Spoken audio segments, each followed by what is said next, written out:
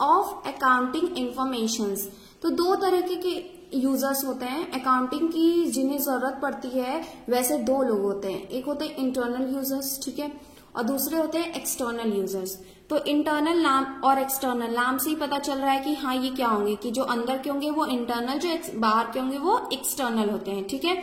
तो internal users जो होते हैं वो पर्सन होते हैं जो डायरेक्टली इन्वॉल्व होते हैं हमारे बिजनेस इंटरप्राइज को मैनेज और ऑपरेट करने के लिए, ठीक है। तो internal users are the person who are directly involve in the managing and operating of the business enterprise, ठीक है। इसमें कौन कौन आते हैं? डायरेक्टर्स, पार्टनर्स, मैनेजर्स और ऑफिसर्स, ठीक है। कोई भी ऑफिसर जो है वो आते हैं, ठीक है। तो इसका मेन पर्पस होता है कि हमारी जो बिजनेस है उसको मैनेज करने के लिए हमारे जो यूजर्स हैं, लाइक जो डायरेक्टर्स हैं, पार्टनर, मैनेजर, ऑफिसर, ये सब है, वो जो है अकाउंटिंग इंफॉर्मेशन को कलेक्ट करते हैं और उसी के बेसिस पे जो फ्यूचर के में जो डिसीजंस लेने होते हैं बिजनेस से रिलेटेड वो लेते हैं, ठीक है। तो इनको इसीलिए अकाउंटिंग की इंफॉर्मेशन की जरूरत पड़ती है ताकि वो फ्यूचर में डिसीजन ले सकें, ठीक है, और हमारी जो बिजनेस है उसकी एक्चुअल फाइनेंशियल पोजीशन को वो जान सके, ठीक है, और उसी के बेसिस पे वो डिसीजन लेते हैं, ठीक है। एक्सटर्नल यूजर्स कौन होते हैं? तो एक्सटर्नल यूजर्स वो होते हैं जिनका हमारे बिजनेस में इंटरेस्ट होता है, ठीक है, जिनका इंटरेस्ट होता है बिजनेस में या जिनका फ्यूचर में इंटरेस्ट होने वाला है हमारे बिजनेस में, वो सभी लोग एक्सटर्नल यूजर्स कहलाते हैं। अब वो कौन कौन होते हैं? तो ओनर्स या इन्वेस्टर। तो जिन लोगों ने हमारी कंपनी में इन्वेस्ट किया है, ठीक है, जिन लोगों ने बिजनेस में इन्वेस्ट किया है वो लोग पक्का है कि वो देखना चाहेंगे कि हमारे बिजनेस को कितना प्रॉफिट हो रहा है, ठीक है, उसकी फाइनेंशियल साउंडनेस कैसी है, ठीक है, जो प्रॉफिट है वो इंक्रीज हुआ है या डिक्रीज हुआ है, क्योंकि अगर कंपनी जो है वो प्रॉफिट अर्न करती है तो इसका मतलब इनके भी प्रॉफिट जो है वो बढ़ने वाली है, तो वो ऑफ कोर्स देखना चाहेंगे ना कि हाँ ऑर्गेनाइजेशन की फाइनेंशियल पोजीशन कैसी है, ऑर्गेनाइजेशन कितना अर्न कर रहा है, ठीक है। तो इसलिए इनको अकाउंटिंग इंफॉर्मेशन की जरूरत पड़ती है। नेक्स्ट होते हैं क्रेडिटर्स। तो क्रेडिटर्स जो है वो पर्सन होते हैं जो हमें गुड्स और सर्विसेज देते हैं क्रेडिट पे, ठीक है।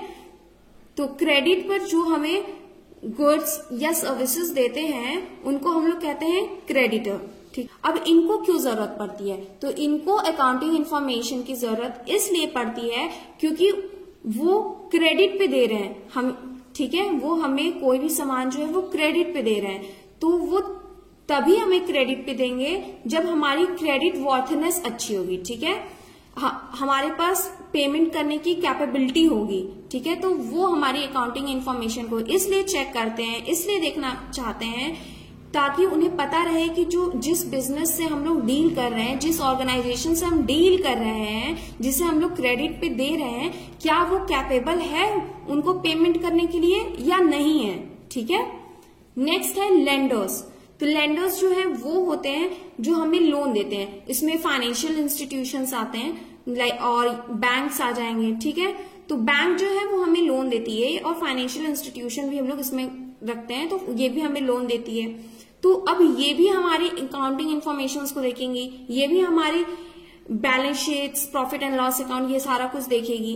क्यों देखेगी?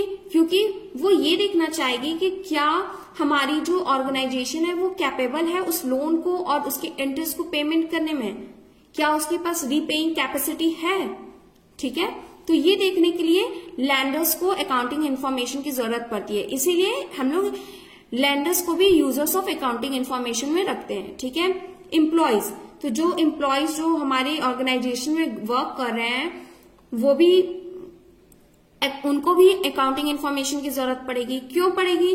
क्योंकि तभी उन्हें पता चलेगा कि हाँ जो ऑर्गेनाइजेशन है वो उनकी वेजेस या उन्हें कोई बोनस देने के लिए कैपेबल है या नहीं है, ठीक है। अगर कोई ऑर्गेनाइजेशन है अब वो हमेशा लॉस में चल रही है बट हाँ सैलरी दे रही है, तो एम्प्लॉयज में एक डर आ जाता है कि हो सकता है कि फ्यूचर में वो हमें पेमेंट ना करे क्योंकि वो लॉस में जा रही है, ठीक है। तो इसीलिए एम्प्लॉयज जो है वो देखते हैं कि क्या जिस कंपनी में या जिस ऑर्गेनाइजेशन में हम काम कर रहे हैं वो कैपेबल है हमें वेजेस देने में या सैलरीज देने में, ठीक है। गवर्नमेंट, तो गवर्नमेंट जो है वो इंटरेस्टेड रहती है हमारी फाइनेंशियल स्टेटमेंट में, इसलिए क्योंकि वो एसेस कर सके हमारा इनकम टैक्स, ठीक है।